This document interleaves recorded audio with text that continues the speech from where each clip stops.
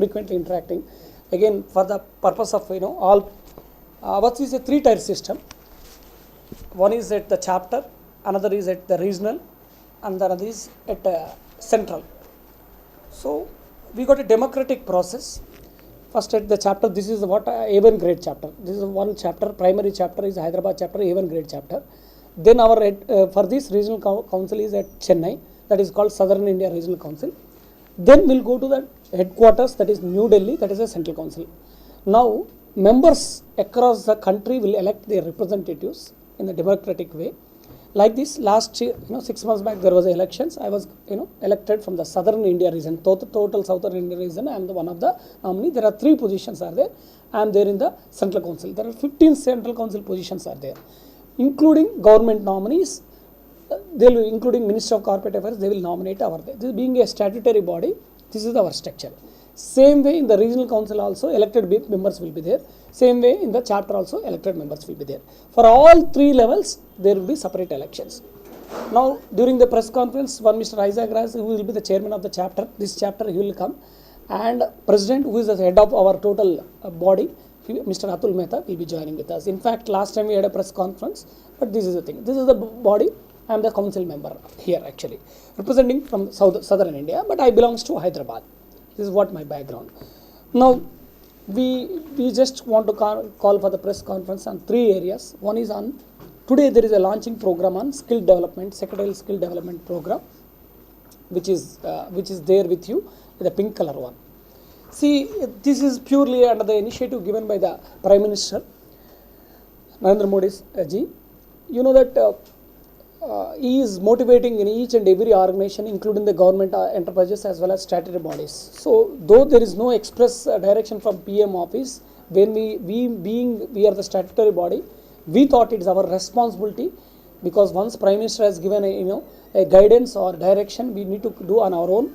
Our institute is a corporate governing body, so we as a matter of governing principles to whatever the directions or whatever the national policies which is implemented by the central government from time to time, we'll take the cue, and whatever applicable to that extent we'll think. Under this only, we have started a secretarial skill development program. This is today across India, this is the pilot project we have started with Hyderabad with the president hand as a launching program today. Now what is this secretarial development, skill development program? Generally, all these days we are given training to our own students, that is CS students. Our own CS students we are given training. So those who are registered as a company secretary students, we will be generally giving the training. So that is 10 plus. Our company secretary can be joined after 10 plus 2, intermediate they can join actually. So all these days our training was focused for our own internal students. Now because of the, as we motivated by the Prime Minister concept of skill development, we thought let's extend to other than CS students also. Not only students, any person who is, undergraduate, irrespective of the age, he may be 20 years, 30 years, 40 years, if they want, some other professional course, they can't do the professional course, directly. So some of the important areas relating to our secretarial field we identified, and will be giving 15 days intensive course actually.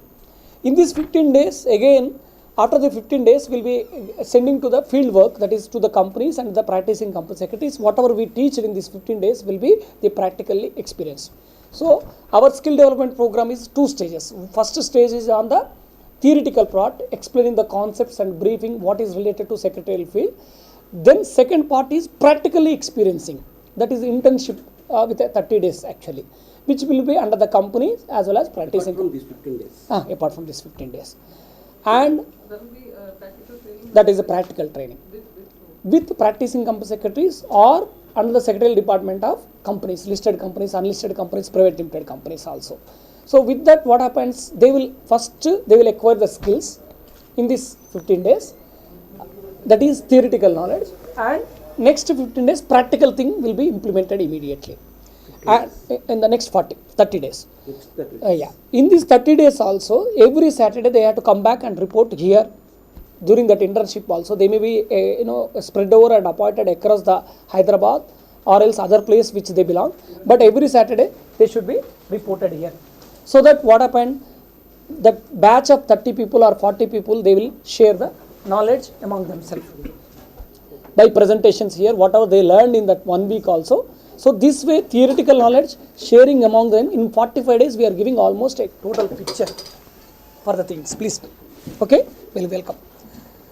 So this is where our structure, and during the 30 days, whatever there will be a stipend also, a minimum stipend of 5,000 we are recommending for the companies and practice counseling. So one way, some companies on voluntarily also they are sponsoring for this training program.